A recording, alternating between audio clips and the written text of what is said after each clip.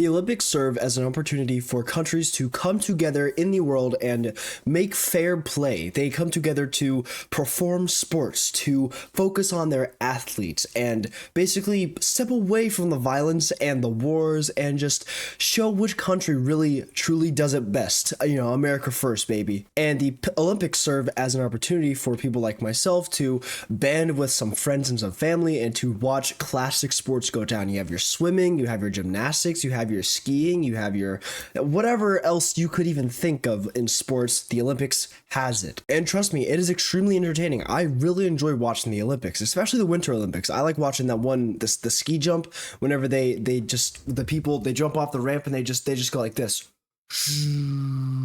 Like they're super aerodynamic. It reminds me of like cat's ears never mind, I'm ranting off. The Olympics, to sum it up, is an extremely special event that happens.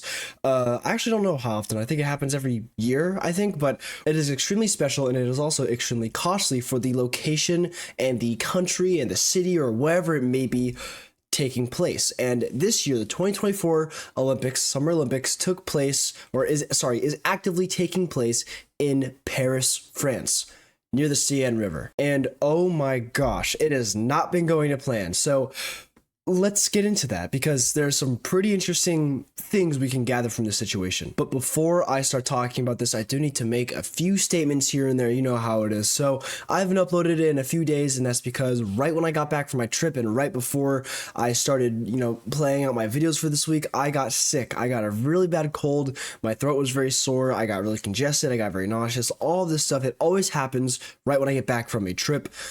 So that's why I still have a little bit of that, that congestion, like tinge to my voice, if you know what I'm talking about. But I'm doing much better. I am back, and I will be making regular videos until school starts, which is in a couple of weeks. So my schedule is going to be a little bit tight here. And the second thing, I just wanted to get this out of the way, because we are going to be taking a step into some kind of questionable territory here. I don't care what you do in your personal time, all right? I don't care who you worship. I don't care how you dress up. I don't care who you dress up as. I don't care how you identify, all right? I'm just going to put that out there, all right? Moving forward, know that. The Seine River in Paris is a river that runs all throughout Paris, and it is a crucial event to the 2024 Olympics for triathlons, for swimming, all these different main events that people like myself really enjoy to watch. And months before the Olympics even started, residents of Paris, France, in protest, started using their bodily functions to take a number 2 inside this river, and it actually worked. People were event organizers were having to take a step back and rethink how they were going to approach this version of the Olympics, the swimming aspect, because so many people this spread throughout wildfire on Twitter and social media. People were using different hashtags. I'm not trying to butcher any of this in French, so I'll put it up on the screen here. Meaning,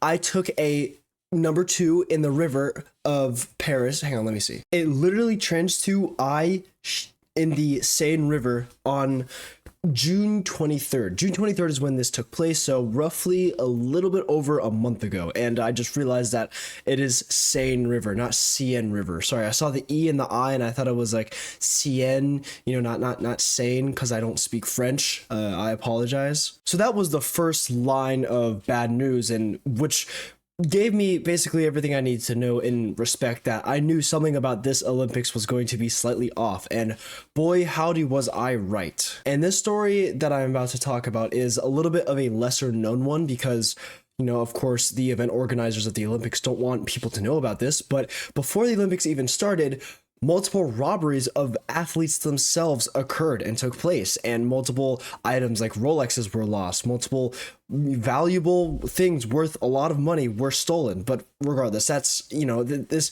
it's probably going to happen every single year regardless of where you go. I heard the next Olympics is going to be held in New Jersey, or wait, was that the World Cup? I can't remember. Also, I apologize for speaking a little bit too fast. I am congested and I haven't recorded in a while, so I'm getting back into my rhythm, getting back into the flow of things. You know how it is. But let's talk about the main course, the main event of this meal, of to why I think this Olympics is a little bit interesting, because at this point, it's not even about the athletes. It's not even about the countries. It's not even about the sports, because the opening ceremony of the Olympics was one of the most profound and disgusting things I've ever seen on live television. And let me get this straight one more time. I don't care who you worship in your spare time. I don't care what you do. I don't care who you identify as. I don't care how you dress. But what does any of this have to do with the Olympics? What does being a drag queen, what does dressing up in all this makeup, what does being this upfront about how you dress and how you want to look, how does any of this play in the Olympics, right? Because clearly all of this is a mockery. This entire image I'm about to show you right now, the set of images, it mocks Leonardo da Vinci's depiction of Jesus's Last Supper.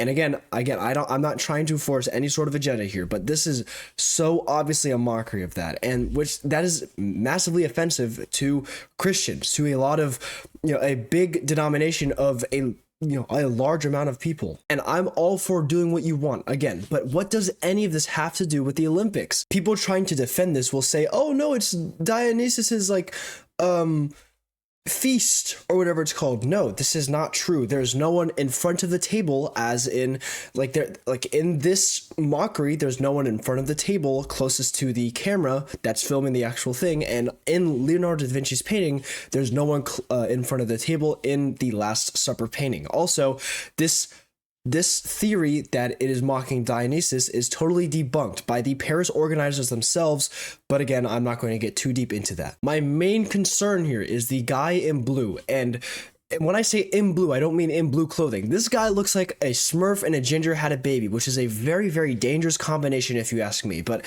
this grown man in front of millions of people watching is wearing nothing but a wreath and blue underpants, and you can see everything. And I will not be zooming in, I will not be highlighting anything, I will not be showing you guys, because it is disgusting.